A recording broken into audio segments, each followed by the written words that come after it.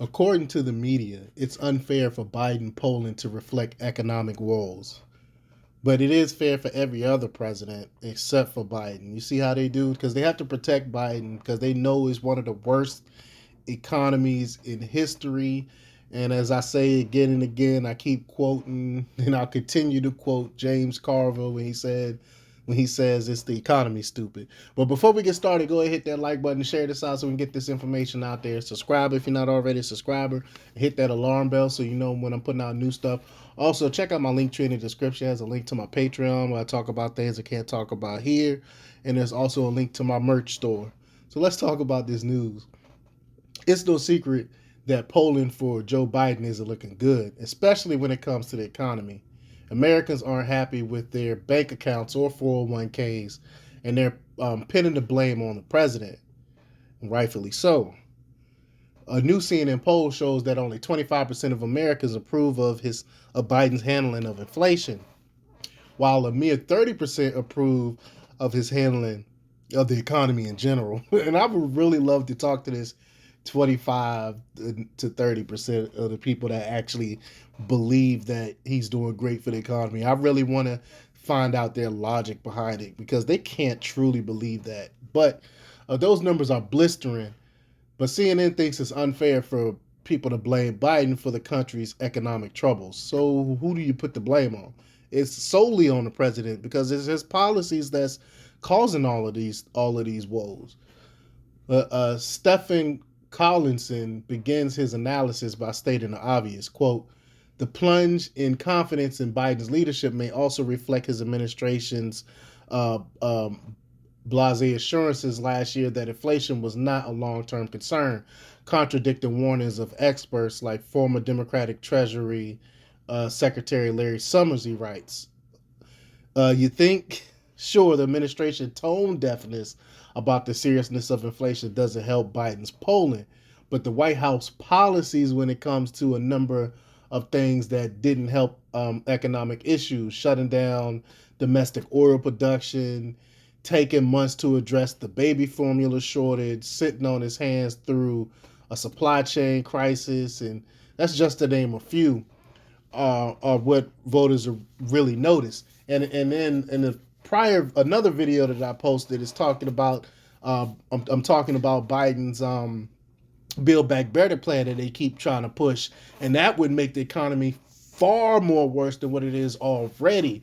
And thank goodness for Manchin standing up and speaking out and not going for this Build Back Better plan, because if y'all think it's bad now, imagine if they had this Build Back Better plan with the Green New Deal stuff that's in that plan. And like I said in that video, that we will be Sri Lanka. Look at Sri Lanka, where they can't even plant things. Farmers can't plant and use a lot of the stuff that they need to grow food.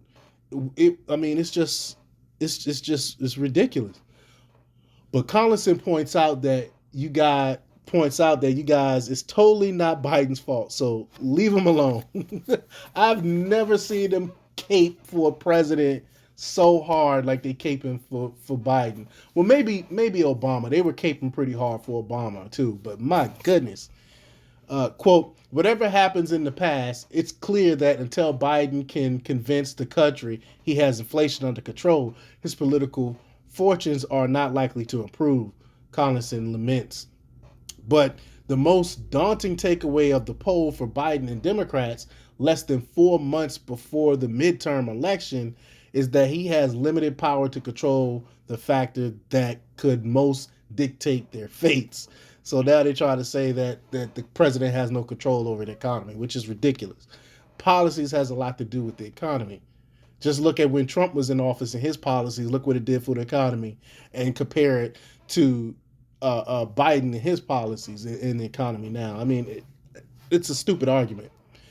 Besides, Collins says Biden can't do it all himself, even though it's freaking awesome because he's not Trump. What? They're ridiculous. Quote, Biden seeking to restore independence and integrity to government after Donald Trump's term has stressed that primary responsibilities for fighting inflation lies with the Federal Reserve, not the White House, he writes. So they keep continuing to push this talking point that it's the Federal Reserve that's controlling the economy and totally disregarding policies. I mean, he didn't mention anything about his policies. First of all, we don't see that many polls on the approval or disapproval of the Fed. And second, the bureaucrats at the Federal Reserve are unelected, but the president is accountable to the people. Is the economy stupid? I mean, why are they finding it so hard to understand? If Biden can't do anything, why is he crowing about how he's working to lower gas prices slightly?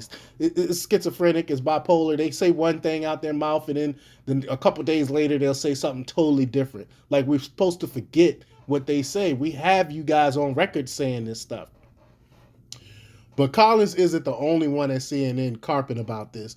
John Harwood made the laughable suggestion on Sunday that it's not Joe Biden and his advanced age that's the problem, but that other more sprightly leaders are seeing similar polling. Harwood writes, but cursory glance at political conditions in other countries makes plain that, at least for now, Biden's physical conditions does not explain his political condition. French President Emmanuel Macron and Canadian Canadian Prime Minister Justin Trudeau rank among the fittest, most vibrant heads of state in the world. Recent measures of their popularity match Biden's standing in the most recent CNN average of major national polls: 39% approve, 58% disapprove. That's precious. Sure, those leaders are younger than Biden by a lot, but they have more in common with him than they don't. Macron and Trudeau are leftists who keep themselves beholden to the far left in their respective countries, just like Biden. This don't blame Trump mentality isn't just at CNN. Over at Washington Post, Perry Bacon is whining that the media has been too hard on Biden and too soft on the GOP. And there's no way they believe this. It's no way possible they actually believe this. But Bacon writes, in my view, the media coverage is a big factor in those warped polling results. Media commitment to equal coverage of both parties has resulted in a year and a half of coverage since Biden entered office that implies both parties are similarly bad, as if the surge of inflation and some of Biden's policy mistakes, he says, rival the Republican Party that is actively undermining democracy in numerous ways. These people are really trying. They're really trying. Sure, Perry, that's the problem. The media can continue to try to prop Biden up as a victim of other factors, but voters aren't stupid. They know that his policies have played a large role in the economic problem, the economic problem the U.S. is facing, which is what the polling continues to reflect. And they're going to keep putting out this propaganda. They're going to keep putting out these lies that, oh, it's not the president that controls the economy and his policies are great and all this other bull crap. But the people aren't going to believe them. People not really listening to these mainstream people anyway anymore. People are going and finding and doing their own research for themselves for the most part. So they're not fooling anybody. But let me know what you think. Leave your comments down below. Like, share, subscribe, and check out themarkrepublics.com for the latest in news. Until next time, peace.